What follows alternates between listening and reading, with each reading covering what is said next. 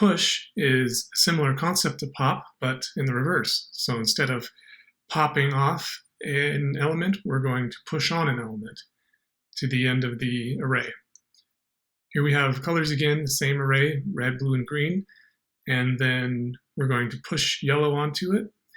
And if we set that equal to a variable, we're actually going to get back the new length of the array. So it's important to keep in mind that it's not going to give us back the index, which would be 3. It's actually going to give us back, or sorry, which would be 3.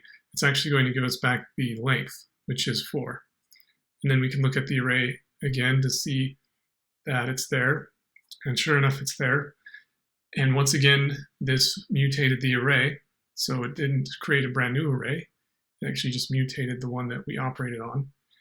And we can also pass in multiple items at once. Here's an example where we've passed in 2 items.